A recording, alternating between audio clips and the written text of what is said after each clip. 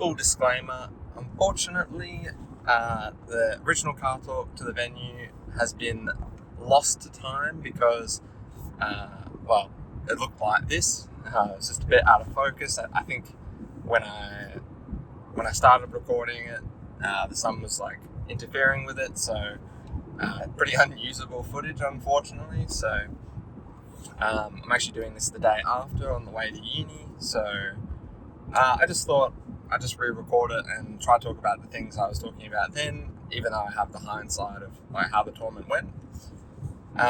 Basically, what I was trying to work on, what I was thinking about was, in particular, I was feeling like a little bit of frustration that I wasn't playing as optimally as I would have liked. But I don't think I was necessarily worse. I was just a little bit out of practice, and at least in comparison to when I was practicing more for Phantom, I was doing like more daily movement exercises and more friendlies, all that jazz. So I'm still trying to maintain what I'm doing, work on movement still. I think it's still a good thing to go into training mode maybe twice a week, 15 to 30 minutes, and just focus solely on moving, like not having the pressure of like friendlies or tournament games where you can't really mess around with movement when you're in those environments. You have to just be playing neutral, you have to just be playing the game. So it's good to just use training mode in that aspect to solely just work on movement. And yeah, I think that goes a long way, honestly, because like it's kind of like if you ever played a musical instrument. I play guitar a little bit. Living at my Wario number 14, Jigsaw Falling Into Place has that. But if you've ever like not played for a while and then you pick up the instrument again, it all sort of just comes back. Muscle memory like has a way of like sticking around, which is like a really cool thing. You don't start from scratch. Like all that effort you've put into mastering has like kind of gone a long way. So I think the same is true of Smash. Even though I'm out of practice now, it's not like I'm starting from scratch. That muscle memory is still there. I just sort of got to work through what I'm doing now. And yeah, I'm not trying to just chase how I was playing either. I think it's sort of an easy trap to fall into, to sort of chase like your optimal play. You're not always going to play optimally, so just try focus on how you're playing then and there that day. Some days you do better, some days you do worse. That's just the nature of leveling up. The other thing I was thinking of was after I'd made the last two leveling up my Warriors, I noticed like a trend, which was when I do training mode, I practice my combos when I'm at 0% a lot. But when it comes to rage combos, like when I have higher percents, I kind of struggle with that. I'm like not as cognizant of where I'm sending them now. So for example, 2 videos ago, I almost hit a 0 to death. Well, not a 0 to death, almost 0 to death against Will's Cyrcadia. Did like a nair 1-2, up air, double jump nair 1-2 onto a platform, and then went to full hop, full waft. But because of the rage, it actually sent him higher than I thought. So the full waft hitbox is a bit below Wario's ass. So the goal of doing those combos is you want to get above them to hit the hitbox. But because I only did full hop, just didn't connect. I only got the head hitbox, didn't kill. And same thing happened against Eden Bean in the last video. I ended up getting a grab, went to do, I think I did fair grab, went to do up air, but did full hop when I should have done double jump, or at least IDJ, because of the rage. And then I hit up tilt, which could have maybe been the game, but again, needed to double jump, not just full hop waft. So just being a bit more aware of rage and how it's sending, I think that could go a long way. I still was thinking about floating, baiting, striking, and I think it's a good thing not to just week to week or day by day like change up what you're trying to practice. I think if you're juggling too much, you're not really going to master each thing. I mean, it's good to just like be creative, like learn as much as you can, like get as much info as you can to be more informed, more aware. But and on the same end of the spectrum, if you're not like spending time like actually mastering those concepts, are you really like really learning them, or are you just like being aware of them? So I think there's a little difference there, and I think I've been doing a really good job when it comes to that concept I was talking about last week. My housemate has said he finds it really annoying how I'm playing right now. I've become a bit more unpredictable. Maybe I like start a step when I'm baiting, or I just stand there. When I say floating, just being outside the range, letting them overextend, but I'll just be there to punish. So, or I'll just do the opposite, which is like maybe I'll just stand there, but then rush in, strike when the tension's built up as well. But yeah, I think it's good just to, rather than bouncing between two things, which was playing further away and baiting and then striking, which is what I was doing in the past, which was a problem because I was like too far away. It wasn't obvious I was being threatening, and then when I was up close, I felt threatened to have to attack because I was up close. And now, because I'm weaving in three things at once, it's kind of like a three-body problem in physics. It's like unsolvable in a sense, purely chaotic. So I can like bring in those three Venn diagrams whenever I want. So having a lot of success with that, and I think I'm just going to keep at it. And yeah, you can see how I went in the car talk from the venue. So I was pretty pleased overall. So.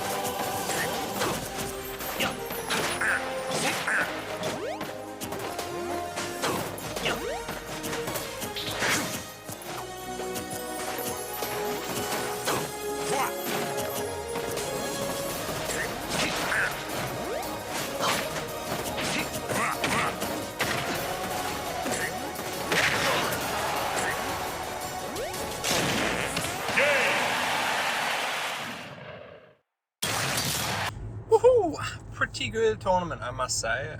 Quite happy with my performance overall. Just get that elephant out of the room. It's nice to see, I guess, that like the consistency I've been coming to, and like the slow and steady like practice regime I've been doing like pay off. So feels good to see. Kind of finding that 2-2 groove with like maybe some upsets, maybe some worse tournaments. So yeah, it's just a nice reflection, I guess, of how I've been going, and quite happy. What can I say? So let's get into the bracket breakdown. So my first match actually was a DQ. So I was supposed to verse Lisp. Typically they play a Game & Watch. Wasn't looking forward to that, so nice that I kind of got a DQ. But then after that, I versed the top seeded player Tihi, which was pretty tough. Yeah, off the rip in winners to have to verse. And when they've played Fox historically, haven't done as bad, but they're shook. Yeah, pretty tough. Usually get cooked. Not the easiest matchup for Wario, I'd say. Not just because of the range, obviously.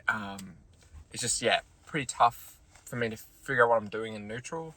The thing I was trying to piece together, I guess, was rather than focusing on my hits, I was trying to play for stage control. So when May or Tihi did nair or fair or back air, to cover herself, she'd like probably drift back a little bit, so that'd give me an opportunity to just like inch forward, take a bit of that stage control, inch forward, bit of stage control, and then see when would they pull the trigger and like start coming into me, and then I can like play the game from there. So I tried to do some interceptions, like short hop fair, to like intercept before they get the aerial out, but it's just tough. Like even when I'm trying to like specifically time it after they've landed, there's like kind of a short window, and I have to like move in that window as well to get in. I mean, it's not the worst thing to try to do the intercepts with like Wario's fast buttons, but it was just pretty tough for me. I still did okay though. I ended up going last stock game 1, and then game 2 I think was actually no. I think game 1 I lost with 2 stocks, and game 2 was 1 stock. So I don't know, not the worst. I sort of, especially game 1, I was really struggling finding my openings in neutral. Like I'd maybe get like a fair that was like 4%, and then they'd like hit me with like speed or bust and like get way more damage. And then like the edge guarding is pretty cooked as well. Like the fair's such a big arc that really covers bike, covers most of the drifts I want to do. So yeah, kind of just a tough draw, I guess. Then after that, I played Shadow, who plays Snake. I've got a little bit of experience with Wario vs Snake, thanks to versing Blackout and Truly Meatball, who are also Snake mains in the community. So I have a rough idea of what I'm doing in the matchup. Mainly just like trying to play like I guess mid-range, not too far away, because like I just don't want to give them grenades for free. Like I want to be in that middle spot where I can start to pressure, maybe hit their shield, or chomp as well is good unless they got grenade in hand. Back air is good to catch Cypher, and there's like a cheeky thing you can do where like if they Cypher above, I've done like a full waft, just go up to like with the soft part, like the head hitbox part, just go up and hit them while they're up in the Cypher.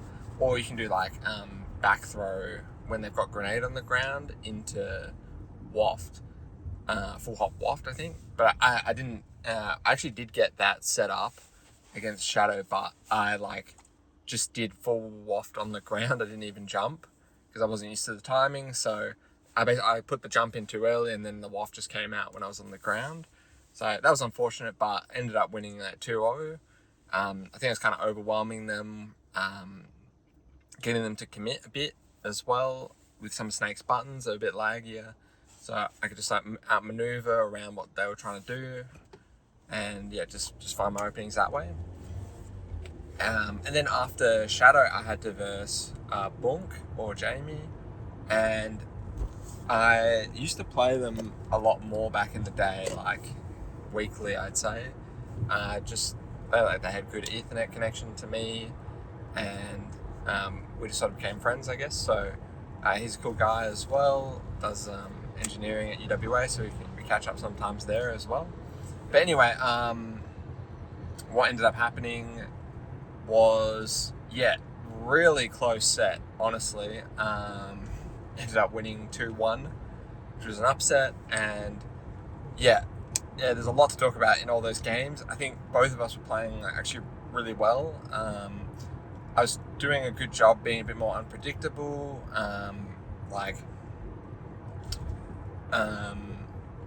just like not trying to just like intercept him all the time with his aerials, not being unsafe either. Like there was heaps of times I hit his shield, but he went to up smash, but because I did it really safely and just drifted away, like he didn't get the punish, and then I could start an opening from there after his up smash. And game one, it was basically neck and neck the whole time. So we were both taking it really slow as well. I found both being really careful, and our rhythm was kind of slower, more intentional with our hits, our openings, maneuvering around one another until we got our openings. And I ended up kind of cheesing. Game one is a bit grimy. I was on ledge, drop down, come out, hit the half waft, and I think he was DIing out as well, because I think he was going to dash back F tilt, probably would have killed me, because we were both at pretty high percents as well. And max rage on my part, I think he was at 130% as well, and the half waft. If you didn't know about the half waft, it gains percentage of knockback the closer it is to full waft, so the more time that's elapsed. And basically hit him with the max one, and just sent him across the screen, killed him, which was kind of lucky that it did. I just kind of went for it, and it worked. So it was cool to win game one. Game two, game two, I ended up, I think I SD. Well, there was a moment I hit him with a fair edge guard, and then I just went to jump up B, and I didn't realize because of the camera how low I was, so I ended up dying. But he ended up, so that was stock one, and then stock two, he ended up doing this nice thing where I went out to edge guard, and he just timed the down air really well, and just got me on my up B. But then straight after that, I ended up getting another grimy down air semi spike, where the first I think the second hit connected, and then I drifted away, so it kind of just pushed him down in a really awkward way. So we're back to last stock, and then I had the full waft as well. So he told me after the set that he was a bit nervous at that point for game two, but he ended up closing out in the end. I don't know what he closed out with, I can't remember. I think it was just a back air at high percents, and I don't even know what happened with the waft that game, actually. I don't even know if I used it or not, or missed it, or didn't get to use it. But anyway, that was game two, and then game three, I ended up what did I get? I think I got a waft. I ended up finding an up air, did a double jump waft. I was happy I hit it as well. The practice of me doing the double jump wafts worked out, because I've been practicing it for rage reasons. So that was super nice to see that I hit that, but ended up sending him the wrong way anyway. So yeah, it just ended up being like a really close set. And then like right at the end, we were both at like 130, 140%. Ended up getting like a dash attack at ledge, just like held out long enough that it hit his neutral get up. That was close. So yeah, really happy I ended up closing out, because that was pretty tense set. And kudos to Jamie as well. I think he was playing really well. So yeah, after that, I played Ever. This was for top 8 qualifier, and game 1 was actually really close. I kind of kept the things I was thinking about after Boonk set going into that set, and yeah, I was just like kind of spacing around. They play Ness, I didn't mention, Evelyn or Ever. Yeah, they play Ness, and I was doing a good job of maneuvering around their hitboxes, not getting hit with the side B, or just making good choices in neutral, racking up heaps of percent. I got like 4 up airs at one point, and ended up going last stock. And they, I just went for something. I think they were at like 90, and I was pretty stressed because I think lots of hits were going to kill me at like 130. So I had this read they were just going to dash in, and so I just did a F smash at that time. I thought they'd go in, and they didn't do anything, and then they just dash attacked after to get the kill. But what ended up happening in game 2 was it was kind of close again as it was in game 1, but then I just went off for an edge guard to try to close out her first stock, did an up B, and then it was too far to the left, or right, sorry. Too far to the right, so that when I up B'd, I was facing the wrong way as well. It just didn't snap the ledge, ended up dying. So yeah, that was kind of rough. I still held out, still tried my best, but yeah, just wasn't able to close out after that SD. So ended up getting 9th when I was seed 16. So woohoo, that was kind of cool. So happy with how I went against Boonk. And it's just overall, I was just happy with how I was playing in brackets. So nice to see that my unpredictability and my unpredictability around whether I'm striking, floating, baiting has been paying off. And overall, yeah, just really happy to see that I did well. So sweet. Thanks for watching, everyone. And yeah, I'll catch you next Monday. See you then.